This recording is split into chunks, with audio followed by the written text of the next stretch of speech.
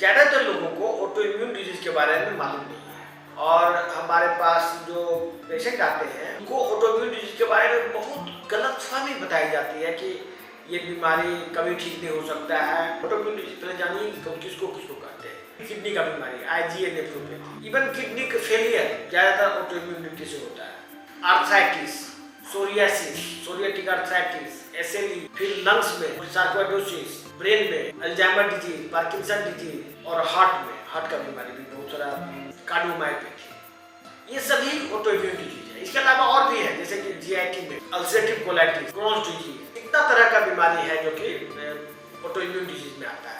प्राय आप देखेंगे कि लोगों को बॉडी एकदम फ्लेक्स हो रहा है, मतलब एकदम टाइट होते जा रहा है और टाइट होते होते वो बॉडी इतना टाइट हो जाता है कि आदमी हील डोल नहीं कर पाता है, या किसी आदमी को स्पाइनल कॉर्ड में डिस्क प्रोलैप्स हो जाता है। लोग ये सोचते हैं कि डिस्क प्रोलैप्स जो है चोट लगने से हुआ है। चोट लगने से नहीं होता ये बेसिकली जो आपका स्पाइनल कॉर्ड है उसमें ऑटो इम्यून रिलेटेड डैमेज होता है, जिसकी वजह से वहाँ पर हल्का हल्का घाव हो जाता है। हल्का हल्का घाव होने के साथ साथ धीरे धीरे वो जगह स्टिफ हो जाता है। स्टिफ होने के बाद अब थोड़ा भी जोर पड़ता है तो वहाँ से प्रोलैप्स हो जाता है, वो भी ऑटो इम्यून डिजीज है। ऑटो इम्यून डिजीज थायराइड में भी आता है। जनरल जितना भी ऑटो इम्यून डिजीज है इसके बारे में ये कहा जाता था पहले कि ये बीमारी अपना ही सेल अपने को खा रहा है, लेकिन नहीं, ये बेसिकली इम्यून कॉम्प्लेक्स ओवरलोड से होता है।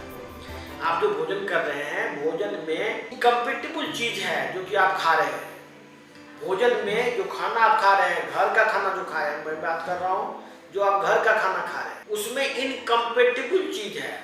बॉडी उसको बैक्टीरिया के तरह ट्रीट कर रहा है, अपना दुश्मन समझ रहा है, उसके अगेंस्ट में एंटीबॉडी बना रहा है। वो जो एंटीबॉडी है वो एंटीबॉडी और एंटीजन के कॉम्प्लेक्स बनने से एक्सेसिव मात्रा में इम्यून कॉम्प्लेक्स मूव कर रहा है बॉडी में और वो जगह जगह डिपोजिट हो रहा है जहाँ जहाँ सिम्टम क्रिएट कर रहा है। वो जो इम्यून कॉम्प्लेक्सेस है आपके ज्वाइंट में जमा हो जाएगा, वहाँ ज्वाइंट में पेन शुरू हो जाएगा। वो लंग्स में जमा हो जाएगा, लंग्स में प्रॉब्लम शुरू हो जाएगा। ब्रेन में जमा हो जाएगा, ब्रेन से प्रॉब्लम शुरू हो जाएगा। स्किन में रैसेस आ जाएगा। रैसेस मतलब स्किन जहाँ जहाँ इम्यून कॉम्प्लेक्स डिपोजिट होता है वहाँ ऑटोलाइटिक एक्टिविटी होता है, मतलब वहाँ पर इंजुरी होता है, वहाँ पर लाल हो जाएगा। ये प्रॉब्लम है। ये that is not due to fact कि ये अपना शरीर अपने को खा रहा है, नहीं, ये ऑटो इम्यून डिजीज जितना है इम्यून कॉम्प्लेक्स डिपोजिशन से होता है और इसका इलाज है, इसका इलाज ट्रीटेबल कंडीशन है। जो लोग ये बात कहते हैं कि ये बीमारी क्योर नहीं हो सकता, ठीक नहीं हो सकता, उन लोगों को शायद ये मालूम नहीं है कि ये बीमारी होता क्यों है। ऑटो इम्यूनिटी के जाल में जो लोग फंसे हुए हैं, अल्टीमेटली बहुत ही दर्दनाक उसके हालत हो जाती है।